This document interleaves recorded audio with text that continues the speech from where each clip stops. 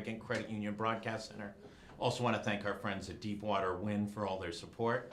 There is a ton of news today.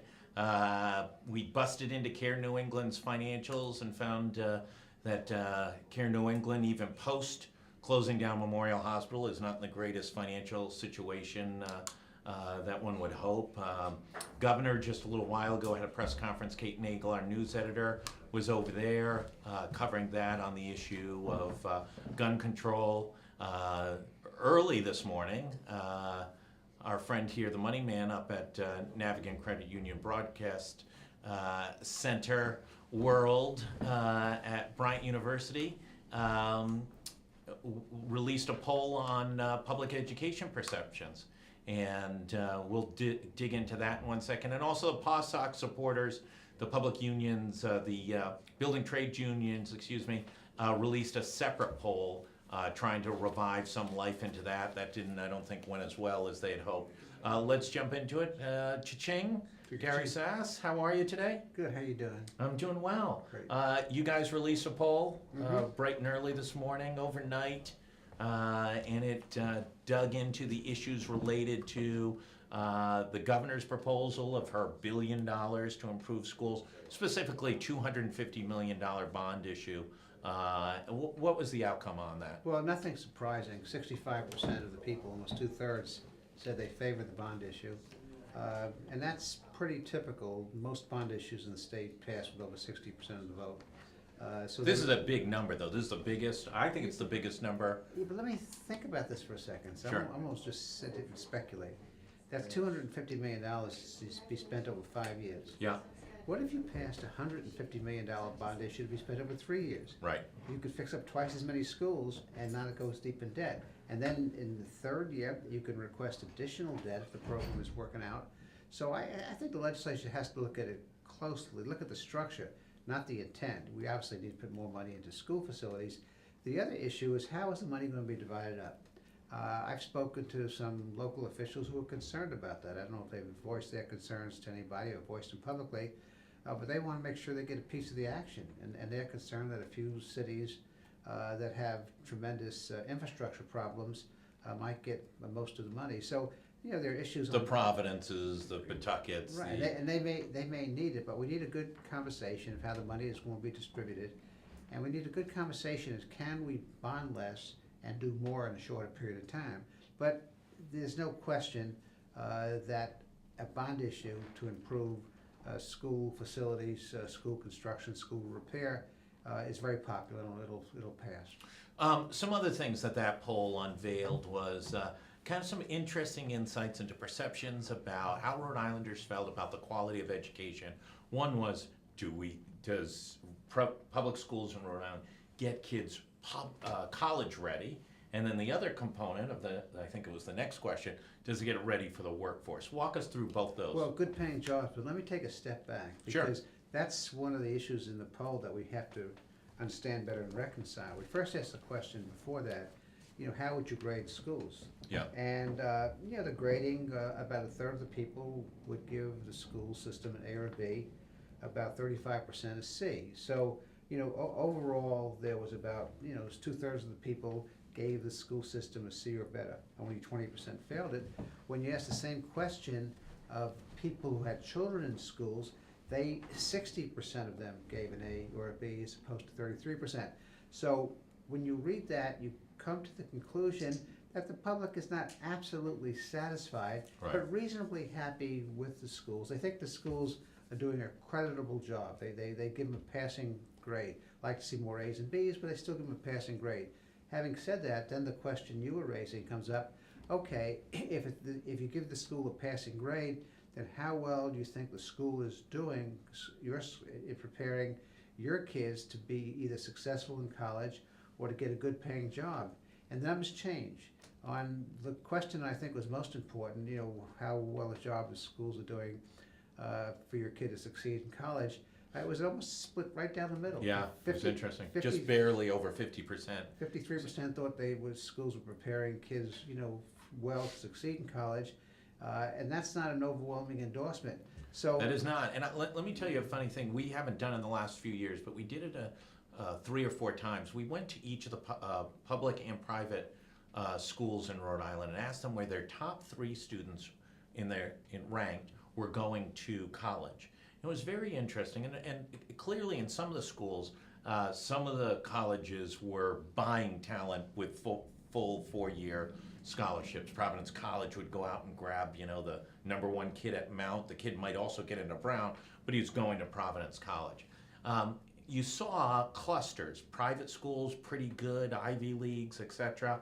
Then the next tier were the top suburban schools, going to very interesting places. Narragansett, their kids always went. The top 3 always went someplace. But when you fell into those urban, sometimes on the urban schools it would be URI, number 1, CCRI, and not going to college for the 3rd ranked kid in that class. And some of it was driven by a couple of things. Some of it was driven by finances. Yeah, absolutely. The poor kids, couldn't afford to go to college.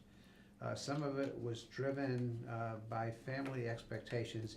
And so, 100 years ago when immigrants came, they may have aspired for their kids to go to Brown or Harvard, Right. but the realistic choice was something else, because that's what they were comfortable with, that's what they knew, that's what they could afford. So you see some of that in the urban areas. Yeah. And the important question, there are 2 important questions. The first is the kids in urban areas that aspire to go to, less so URI, but CCRI and RIC, what do they get when they get there? Right. That's the critical question, because we do know what you said is a fact, that our poor kids have no choice. Our kids that have immigrant families, that's the expectation. And are they college ready when they get there? Well, we know that there's over half the people that go to CCRI require remedial education. Right. So that answers that They're question. not getting 2 years and then on to URI and transferring with their credits from CCRI. They're doing 3 and sometimes longer to be able to get that 2-year associate's done. And maybe we don't educate parents well enough on what to expect, because the figures I mentioned before, where 60% of the people give schools A, B, or C, passing, grade. What are their expectations from the schools? Because if so many kids go into college, go to the community college, have to take remedial courses, there's an inconsistency between 60% of the people saying the schools are passing, because that's not Right. passing school. So what was the biggest surprise in the poll for you? We discussed it. The biggest surprise to me in the poll, was the relatively split numbers between the expectations that kids would do well in college or do well in getting a good paying job. I wasn't surprised at all by the passing grades given schools. Yeah. I was a little bit surprised. There's a big difference, and we didn't get here into the crosstabs, but the people that had children in the schools graded the schools much higher than the general population did. Did any insights on that? And was there any indicators as why that came out? Is that more loyalty or a higher, or just misunderstandings of what the expectations I don't know are? the answer to the question, and some of the crosstabs we looked at, the sampling wasn't big enough to reach a generalization. So, we had a clue that people made incomes less than 25,000, had a lower esteem for the schools, but the sampling wasn't big enough to make a judgment on that. The margins of error were much too great for some of the subgroups. Any big regional differences around the state? We didn't look at geography. And did you see anything about, were they more satisfied with the younger kids in school versus older kids? Didn't make that distinction. But we did find out this. We asked the question, what were the greatest problems? Yeah. And the 3 greatest problems, 40% said facilities, which supports, again, what we Right. talked about with bond issues. But another 30%, this is the second biggest problem, was parent-teacher communications. Mhm. So a third of the people in the state, said that a great problem, significant problem, was the ability of parents and teachers to communicate. And then the third issue was the adequacy of state aid, the adequacy of state support, which you would expect. So the surprise to me was that it was a very high percentage, close to facilities, on people feeling that communications between parents and schools needed to be made better. If you're prognosticating, you've got to feel coming out of this, and this is the first time that this has been polled, that the governor's proposal is in pretty good shape, depending on you know, Oh, I- no other. I always thought it was in good shape because you just have to look back on history of bond issues Yeah. in the state. And it's very rare that a bond issue gets below 60%. There's some, prison might not get 60%, but schools, education, environmental projects, roads, generally score pretty high in public approval. I think the issue that is never discussed is what is the fiscally responsible amount. And the general treasurer in a report, looking at the state debt, said, a fiscally responsible bond package would be about 225 million. And as we discussed before, when you take into account the money for higher education, the money for environmental and other bond issues, it's closer to 370,000. So I think we have to look at the affordability issue. And I think the point that I made before is how quickly can we get the money in the ground. It might make sense to have a bond issue for 150 million and spend 50 million each year for the next 3 years, and 25 million over 5 years. There's a huge difference. And then the equitable distribution, and whatever that means, that they can have to sort their way through that one. Will shovel ready, remember that term, shovel ready? Well, Will shovel ready projects get money first? Well, these are roof ready and air conditioning ready and structural. Is there a mistake being made? General Treasurer Magaziner sent out a press release today calling this a once-in-a-generation initiative. There's according to the kind of blue ribbon study that was released in September, there's about $3.2 billion worth of infrastructure need. And I've got to say, I thought it was actually fairly conservative. It was saying, hey, listen, you could fix classical high school for 40, 30, or $40 million, or you could replace it for 70 or $80 million. I think most people, and if you're talking about your blue ribbon school in your state capital, you would want to replace that school. It's a tired facility, it's outdated. But let's just go with the 3.2 number. We're really only talking about, over a fairly long period of time, putting a fraction of the resources into this. And then aren't we going to exhaust the taxpayer and misrepresent to the taxpayer what the real need is, and not satisfy the problem? I think the governor did misrepresent. She spoke about $1 billion program, and it's really closer to $250 or $300 million program, depending how you count it. Yeah. Some of the other money was given to communities already, and some of that probably is reimbursing them for projects they've undertaken. There's no saying that you eat the elephant one bite at a time. And when you look at what our debt capacity is, what we're retiring, what we're gonna, borrow, it's not an unreasonable number. 250 is not unreasonable. I think what is questionable is how quickly you spend the money. If you tell me we have a $25 million program a year to make sure the schools are safe, kids breathe, have a good environment, breathe, clean air, or warm, not wet, then there's a question of we could manage to do more if the projects are available and not go any further in debt. So let me ask you a question. Saul Kaplan and I from Business Innovation Factory last Monday spent a fair amount of time talking about this. Is this really the wrong program? Is it just fix the roof and fix the windows, dry and warm and blah, blah, blah, when we really need a real, in most cases, we're in the upper echelons of per pupil spending in the United States of America. We're in the mid-level to bottom level of the outcomes of the quality of the education we produce by all measures, regardless of who's conducting the study, whether it's the Chronicle of Education or across the board. So shouldn't we really take this opportunity? We talk about it all the time. We don't really do the big plan and create the big strategy. Should we really, instead of just fix the roof, maybe really think about what kind of schools do we want? Well, we should be able to walk and chew gum at the same time. If you put Well, we're not good at walking, and we're really not good at chewing gum right at the moment. So that's a big push. You're asking us to do two things. We can't do either one of them right now. Then you have a real leadership problem, because the issue you have is you have real live kids in very bad school facilities. So there's no reason why you can't invest in heating and air conditioning and roofs and environmental soundness. At the same time, you put together a big plan.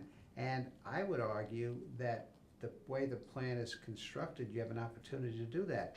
Because we always make the mistake, we're gonna develop a big plan, it's not implemented for 10 years, and the poor unfortunates that have to live in the system for the next 10 years don't live in a very good system. Well, juxtapose it though. Moses Brown, I think, just built a fine arts building for 10 or 15 million dollars. They just built a dedicated squash center for $5 million. I mean, that's I'm not so sure that over at Roger Williams Middle School here in Providence, there's a fine arts center. There might be a box of crayon 64s back from the 50s in a closet somewhere in the teacher's resources, and I'm pretty positive that there is no squash courts over there at Roger Williams Middle School. I would hope there's good laboratory equipment so the kids can learn chemistry and physics. Yeah, you're thinking that that's going on over at Roger Williams Middle School? But see, the point is a balance. You know, how do you invest so the kids there today in the next 4 years are not cheated and become just another lost generation? At the same time, put together a longer range plan. And so I would argue that, you know, just kind of arbitrarily, that the amount of money that the governor's recommended, the 250 or less than that, doesn't preclude you from putting together the big bang and the bigger investment. And we know from a bond issue perspective, it's not a political issue. The bond issue will be approved for the interim fixes as well as the long-term fixes. So, and it's the same with the jobs thing. We talk about high-tech jobs, and we got a bunch of blue-collar people or people with the semi-skilled who we ignore. And you see what's happening to the economy of the state as we ignore them. So you have to, you know, deal with the hand that you dealt, but because you deal with the hand that you dealt doesn't mean you can fix the game at some point. Whether you like roadworks or don't like roadworks, the toll revenue creates a dedicated source of funding for some level of infrastructure improvement. Should we be looking for, whether it's this new sports gambling that everybody anticipates, instead of pulling it right back into the general fund, should we be looking at some form of dedicated funding to be able to fund ongoing improvements to our infrastructure? Let me tell you a story about that, because money's fungible. And so when the lottery was sold, the lottery was going to be used for education. Okay, well, now people argue the lottery is not being used for education. I argue that it is, because the lottery will generate $300-400 million, and we're spending over $1 billion on education. Right. So the money's fungible. When you talk about earmarking, you got to be very careful of what you're doing, because we can end up earmarking money and freeze out other money. Spoken like a former director of administration. just fiscally sound, flexibility. There's a difference between doing that and earmarking gasoline tax money for roads. But should we? I mean, should we just have that so we don't get $3.2 billion in the hole? Well, you know, you can, but it has to come from somewhere, and this is the problem is nobody wants to make the choices. You know, we can argue that we ought to put 1 cent of the sales tax. You pick any revenue source you want. Pick lottery, pick the sales tax. And last time I looked, 1% of the sales tax probably generates $125-130 million.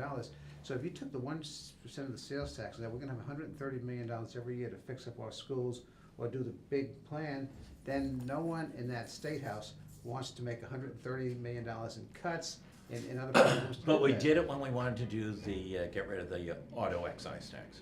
We figured out a way. Well, it was an issue of priorities. But it's the size of the priorities. The automobile excise tax was about $20 million a year, so second year is 40, 60.